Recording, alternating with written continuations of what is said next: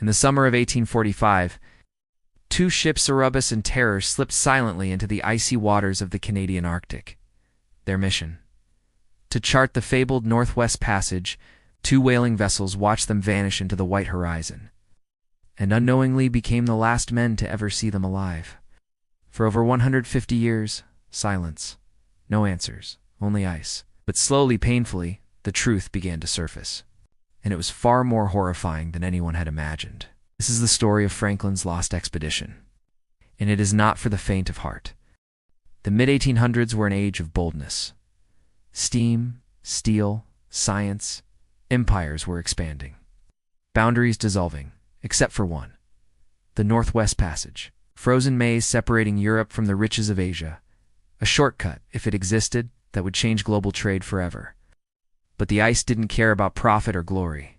Sir John Barrow, aging and desperate for a final legacy, pushed for one last Arctic campaign. When his first 4 choices for commander to Clindor were denied, he turned to a fifth: Sir John Franklin, 60 years old, overweight, haunted by a failed expedition where his men had starved and chewed on leather to survive. Now he would lead again one final attempt to tame the Arctic. Franklin was given to bomb ships, Erebus and Terror, reinforced, steam-powered, and armored with iron, a floating fortress of Victorian ambition. They carried 134 men, 16,000 cans of food, 7,500 liters of liquor, books, costumes, a monkey, a cat, a dog named Neptune. On May 19, 1845, they sailed from England into legend.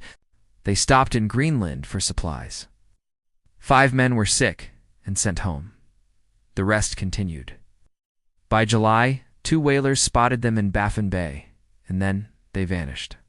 What followed would become one of the worst polar disasters in human history. The ships made it to Beechy Island. It's winter 1845. 3 crewmen died, likely from pneumonia. But something else was already poisoning them. The food, cheaply soldered cans, rushed by the lowest bidder, were lined with lead. Some weren't even sealed, properly spoiled, toxic, fatal. The water system also leaded. The food lacked zinc, meaning their bones released more lead into their bloodstreams. Their own rations were killing them. But Franklin made a fatal decision. He sailed west of King William Island. That side funneled massive ice floes, pinching the ships between stone and ice. And worse, tuberculosis was already aboard, brought by the men sent home from Greenland. When spring came, they pushed forward. On September 12, 1846, the Erebus and Terror were trapped again. They would never break free. Winter, 1846 to 1847. The crew began to collapse. The canned fruit that should have fought off scurvy had lost its vitamin C. The lead poisoned their brains. Their immune systems failed. The Arctic sun never rose. Then Sir John Franklin died. Scurvy, infection, poison, cold. The Terror began listing. Bodies mounted. Supplies dwindled. May 1847. A team left 2 messages in stone cairns on King William Island. One read, "All well." It was a lie. The summer ice never melted. 1845 to 1859 would become the coldest Arctic period in over 1,000 years. And now, there was only one path left on foot. On April 25, 1848, the survivors abandoned the ships. 105 men, starving, sick. Weakened, they pulled 8,000-pound boats over jagged ice. Trying to reach the Back River 240 kilometers away, they left another message. Franklin was dead. 24 others, too. They had no choice but to walk. They split into smaller groups. Some died early, some turned back, some desperate resorted to cannibalism. Inuit witnesses confirmed. The white men had butchered their own dead. One survivor refused to eat human flesh. He was the only one starving when the Inuit found them. Lady Franklin, relentless, rallied the British public. Even Charles Dickens joined the cause. By 1850, 11 ships scoured the Arctic. Some would themselves become trapped.